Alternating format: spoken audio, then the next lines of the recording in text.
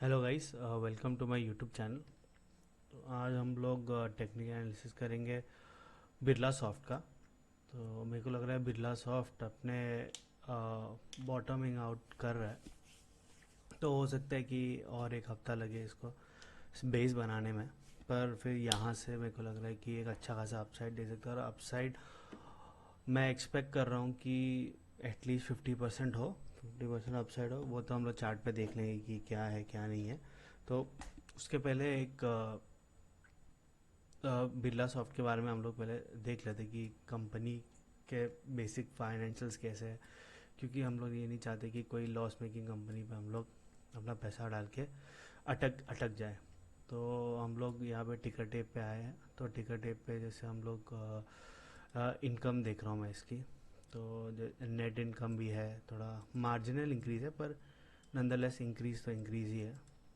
और अगर हम उसकी बैलेंस शीट भी देखें तो बैलेंस शीट भी मेरे को सही लग रहा है। एसेट्स है, टोटल लाइबिलिटीज़ बहुत कम है। तो बहुत ऐसा देखा जाए तो अच्छी है। तो यहाँ पे भी क्लियरली इन्होंने बता के रखा है कि one of the best ratios है इसका। तो डरने वाली कोई बात नहीं है, कंपनी बंद तो होने वाली है नहीं। तो मेरे को ऐसा क्यों लग रहा है कि आईटी सेक्टर रिवर्स करने वाला है। तो अब पिछले दिनों पहले मैंने एक वीडियो अपलोड किया था, जो बात कर रहा था कि यूएस मार्केट्स के बारे में। तो वहाँ पे मैंने बोला था कि शायद हो सकता है कि नैस्डैक बॉटम आउट कर रहा है, और नैस्डैक यूएस मार्केट का आईटी सेक्टर रिप्रेजेंट करता है। तो अगर नैस्डैक बाउंस करेगा तो हमारा इंडियन आईटी सेक्टर भी बाउंस करेगा, और इंडियन आईटी सेक्टर बाउंस करेगा तो उसके कंपोनेंट्स भी बाउंस करेंगे। और बिरला सॉफ्ट एक मिड कैप कंपनी है, तो मिड कैप आईटी कंपनी है। तो मेरे को लग रहा है कि उसका इफेक्ट भी इसको होएगा, और ये हम लोग का अच्छा खासा रिटर्न देके जाएगा। एक बार आईटी का हम लोग चार्ट देख लेते हैं, कैसा है आईटी का। तो ये जो बॉक्स बनाया है, ये इसका प्रीवियस कंसोलिडेशन है। उसका ब्रेकआउट यहाँ पे हुआ था, ऑलमोस्ट 27,100 लेवल पे हुआ था, और अभी ये आया है उसको रीटेस्ट कर रहा है। तो यहाँ पे जैसे क्लियर है, यहाँ पे रीटेस्ट किया उसने, एक बार ट्राई किया, दो बार ट्राई किया, तीन बार ट्राई किया नीचे जाने के लिए, और अभी एक रिवर्सल टाइप कैंडल बन रहा है। तो पिछली बार यहाँ से रिवर्स किया था, तो होपफुली यहाँ से इस बार भी रिवर्स करेगा, यही उम्मीद से हम लोग आगे खेल रहे हैं। और एक क्लियर कट हम लोग को इधर एक डब्ल्यू पैटर्न दिख रहा है यहाँ पे। अगर यहाँ पे ब्रेकआउट होता है तो बहुत ऊपर जा सकता है, पर अगर यहाँ से और ऊपर भी गया तो भी आईटी के कंपोनेंट्स भागेंगे, उसमें बिरला सॉफ्ट भी भागेगा। तो ये हो गया आईटी सेक्टर का, आईटी इंडाइस का एक ब्रीफ ओवरव्यू। ठीक, तो अभी हम लोग चलते हैं हमारे बिरला सॉफ्ट के पास। तो पहले ये मैं हटा देता हूँ।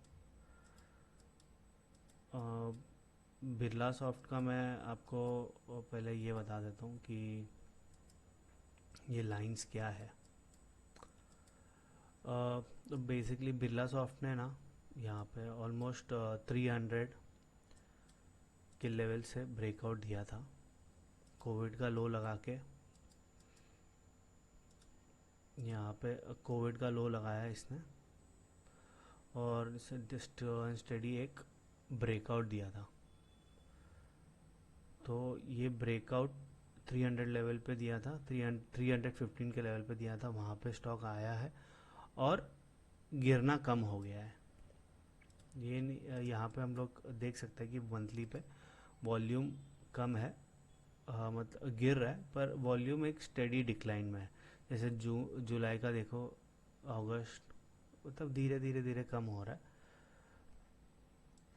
तो हम लोग ये अज्यूम कर सकते हैं कि यहाँ पे एक बेस बन रहा है, क्योंकि प्राइस हमारे प्रीवियस ब्रेकआउट लेवल के पास है, वहाँ पे कंसोलिडेट कर रहा है, और वहाँ से आया है, वहाँ पे रुका है। तो हम लोग ये अज्यूम कर सकते हैं कि वहाँ पे वेट कर रहा है, रीटेस्ट कर रहा है। तो हम लोग यहाँ पे, यहाँ से अगर हम लोग ये ट्रायंगल बनाएंगे इधर, तो ट्रायंगल भी कैसे कैसे बनाएंगे हम लोग। ये ट्रायंगल का टूल है।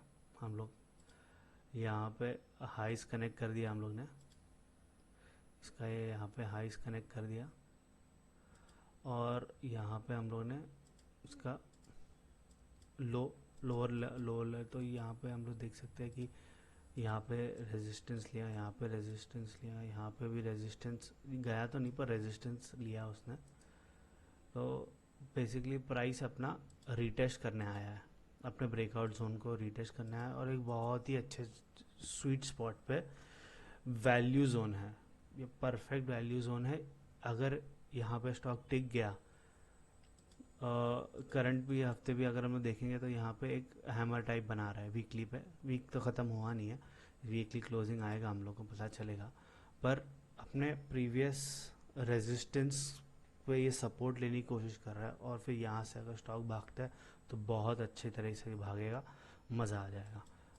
और एक बार हम लोग क्रूशल लेवल्स भी देख लेते हैं कि यहाँ पे ये प्राइस पे ऐसा क्या है, ये प्राइस पे कि यहाँ पे स्टॉक रुका हुआ है। प्रीवियस रेजिस्टेंस सपोर्ट वो तो है, पर एक यहाँ पे एक बहुत ही इंपॉर्टेंट फिबोनाची लेवल भी आता है। तो फिबोनाची लेवल हम लोग कैसे निकालेंगे। तो प्रीवियस कंसोलिडेशन ये था जो 2021 में हुआ, 2021 में हुआ था। यहाँ पे इसका कंसोलिडेशन हुआ था। तो कंसोलिडेशन का हम लोग क्या करेंगे, हम लोग उसका लो देखेंगे।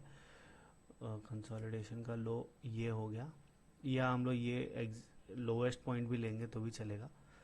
ये यहाँ पे फिबोनाची का हम लोग ड्रॉ कर देंगे। तो फिबोनाची जैसे हम लोग देख रहे हैं, फिबोनाची के इम्पॉर्टेंट लेवल्स हम लोग के लिए रहते हैं 0.618, 0.786 और 0.382। ये तीन हमारे लिए बहुत ही इंपॉर्टेंट लेवल्स रहते हैं। और सभी फिबोनाची के लेवल्स इंपॉर्टेंट ही है, पर प्राइस पॉइंट ऑफ व्यू से ये तीन लेवल्स बहुत बहुत बहुत ही क्रूशल रहते हैं, क्योंकि यहाँ से हाई चांसेस रहते हैं कि प्राइस रिवर्स करेगा या रेजिस्टेंस लेगा। तो जैसे हम लोग देख रहे हैं कि 295 हम लोग का 0.76 लेवल है, वहाँ पे प्राइस आया है, और वहाँ के आसपास मतलब तो अभी और रीसेंट लो लगाया है इसने 297। तो ऑलमोस्ट बोल सकते हैं ये एग्जैक्ट है। थोड़ा 1-2 रुपये इधर उधर चलेगा, 1% ऊपर नीचे चल जाएगा, क्योंकि एग्जैक्ट बॉटम तो हम लोग पता नहीं कर सकते किसी स्टॉक या इंडेक्स का। तो 1% का मार्जिन हम लोग हमेशा लेके चलते हैं। तो मेरे लिए अगर ये यहाँ पे 295 है और 297 का स्टॉक ने लो बनाया, तो मेरे लिए तो लो है ही है, ठीक है। तो यहाँ से एक बहुत अच्छा चांस है कि प्राइस रिवर्स करेगा, और ऐसा हो नहीं सकता कि प्राइस ऐसा तुरंत रिवर्स कर जाए। तो यहाँ पे हो सकता है कि और 1-2 दिन यहाँ पे टाइम स्पेंड करे और फिर रिवर्सल दे, ऐसा भी हो सकता है। ऐसा हो सकता है कि यहाँ पे आया, तुरंत ब्रेकआउट दिया, फिर टाइम स्पेंड करे और फिर एक बड़ा वाला ब्रेकआउट दे। तो ब्रेकआउट जैसे भी हो, हम लोग को बॉटम या बॉटम के आसपास हम लोग को स्टॉक मिल रहा है, बहुत ही अच्छा स्टॉक मिल रहा है, मिड कैप आईटी, तो हम लोग को लेना चाहिए। तो इसके टारगेट्स एक बार निकाल लेते हैं हम लोग। तो टारगेट एक क्लियर कट हम लोग को स्ट्रक्चरल टारगेट एक दिखता है।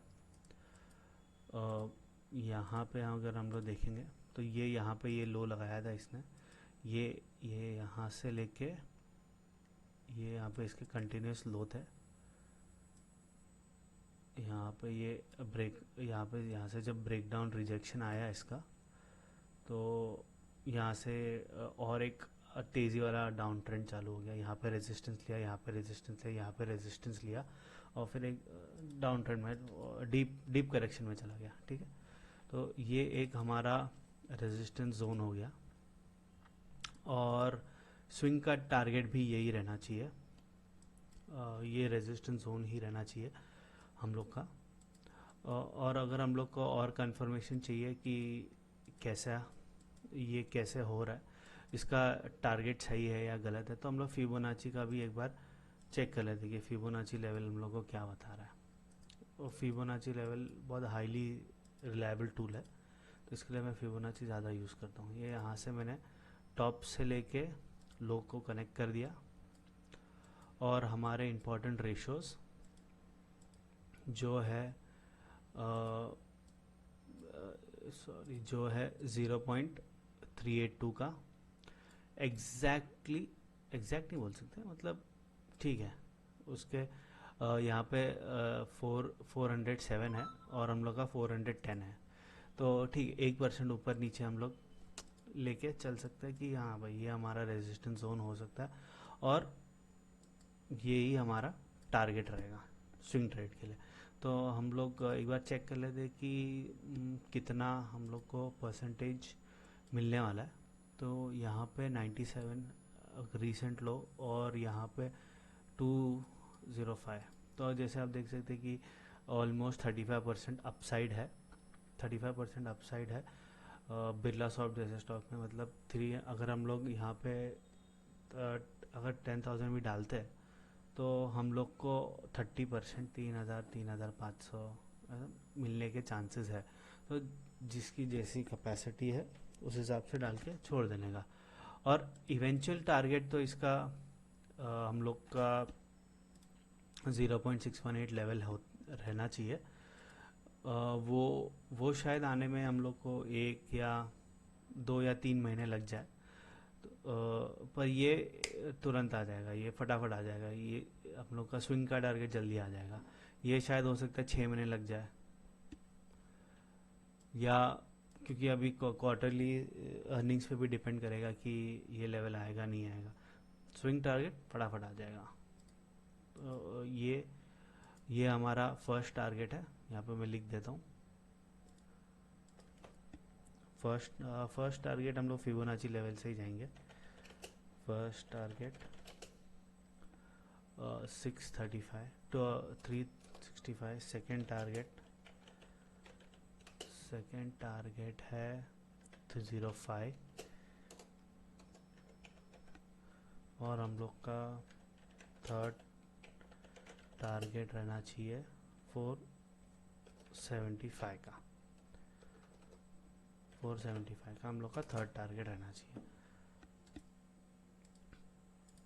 ये हमारा टारगेट है इसके लिए। तो गाइज ये था मेरा बिरला सॉफ्ट का टेक्निकल एनालिसिस। होप आपको ये वीडियो अच्छा लगे तो लाइक शेयर एंड सब्सक्राइब।